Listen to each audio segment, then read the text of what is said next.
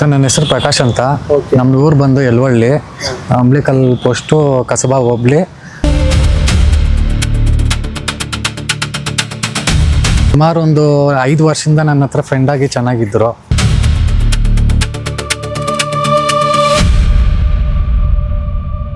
ನನ್ನ ಹತ್ರ ಬೆಂಗಳೂರು ಕಾಂಟ್ಯಾಕ್ಟಲ್ಲಿ ಮಾತಾಡಿಕೊಂಡು ಚೆನ್ನಾಗಿದ್ದು.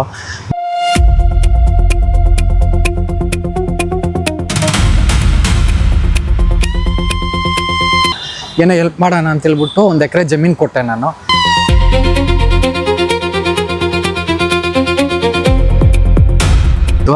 ಅವಾಗ ಬೇಸ್ಮೆಂಟ್ ಹಾಕೋಕ್ಕೆ ಮಣ್ಣು ಸಿಗಲಿಲ್ಲ.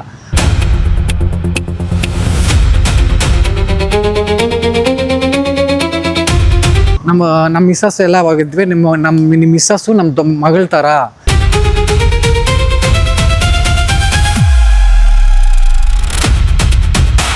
ಅವ್ರು ಎಕರೆ ಬೋರ್ ಹಾಕಿದ್ದಾರೆ. ನಮ್ಮಮ್ಮ ಹೋಗಿ ಹೇಳಿದ್ದಾಳೆ ಏನಂತ, ನೋಡಪ್ಪ ಬೋರ್ ನೀರು ಬರುತ್ತೆ, ಜಮೀನು ಹಾಳಾಗಿ ಹೋಗುತ್ತೆ, ನೀರು ಆ ಕಡೆ ಬಿಟ್ಕೋ ಅಂತನೂ ಹೇಳಿದ್ದಾಳೆ. 2-3 ಸಲ ಹೋಗಿ ಹೇಳಿದ್ದಾಳೆ.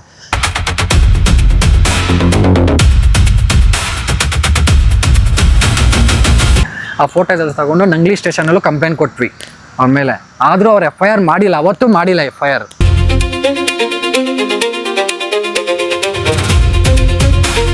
ಅವತ್ತೂ ಮಾಡಿಲ್ಲ. ರಾತ್ರಿ 12-1 ಗಂಟೆ ತನಕ ಹೋರಾಟ ಮಾಡಿ FIR ಮಾಡಿಸಿ ಅದ್ರ ಬಗ್ಗೆ ಕೇಸ್ ನಡೀತಾ ಇದೆ ಸ್ಟೇಷನ್ನಲ್ಲಿ.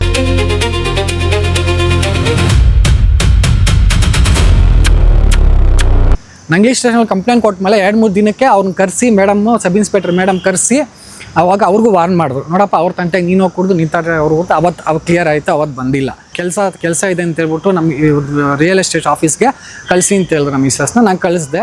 ಅಂಥ ಕೆಲಸ ಮಾಡೋಕ್ಕೆ ಹೆಂಗೆ ಮನಸ್ಸು ಬಂತು? ಈ ಕಡೆ ಜಮೀನು ಮೋಸ ಮಾಡ್ದೆ, ಈ ಕಡೆ ಫ್ಯಾಮಿಲಿ ಎಂಟ್ರಿಯಲ್ಲೂ ಮಾಡ್ದೆ. ಇವಾಗ ನನ್ನ ಲೈಫ್ ಬೀದಿಗೆ ಬಂದಿದೆ. ನನಗೆ ಏನಾದರೂ ಮಾಡಿ ಈ ಕಡೆ ನಮ್ಮ ನ್ಯಾಯಕ್ಕೆ ಬೇಕೇ ಬೇಕು. ಆವಾಗ ಅವರು ಹೇಳಿದ್ರು ಈ ಥರ ಕಂಪ್ಲೇಂಟ್ ಕೊಡಿ ಅಂತ ಬಿಟ್ಟು ನಾವು ಹೋಗಿ ಅಲ್ಲೂ ಕಂಪ್ಲೇಂಟ್ ಕೊಟ್ವಿ. ಸುಮಾರು 4-5 ದಿವಸದಿಂದ ಸ್ಟೇಷನ್ನು, DSP ಆಫೀಸು, ಊಟ ಇಲ್ದಿರ ಕೆಲಸ ಕಾರ್ಯ ಬಿಟ್ಟು ಎಲ್ಲ ಬಿಟ್ಟುಬಿಟ್ಟು ಎಲ್ಲ ಓಡಾಡ್ತಾ ಇದ್ದೀವಿ. ನಮ್ಗೆ ಇಷ್ಟೋ ತನಕ ಒಂದು ನ್ಯಾಯ ಸಿಕ್ಕಿಲ್ಲ.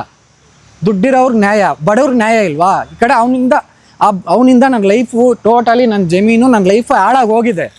ನಮ್ಗೆ ನ್ಯಾಯ ಇಲ್ವಾ? ನಮ್ ಕನಿಷ್ಠ ಅವ್ರ ಕರೆಸ್ತೀರಾ ಮಾತಾಡ್ದಿರ NCR ಮಾಡಿದ್ರು. NCR ಮಾಡ್ಬಿಟ್ಟು ಅಲ್ಲೂ ಇಲ್ಲೂ ತಿರ್ಗಿಸ್ತಾವ್ರೆ. ಮಾಡಕ್ಕೆ ನಮ್ಮನ್ನ ಎಷ್ಟೊಂದು ಓಡಾಡಿಸ್ತಾ ಇದ್ರೆ ಅದು ಮಾಡಿಸ್ತಾ ಇಲ್ಲ. ಕನಿಷ್ಠ ಕರೆಸ್ಬಿಟ್ಟು ನಮ್ಗೊಂದು ನ್ಯಾಯ ಕೊಡಿಸ್ತಾ ಇಲ್ಲ.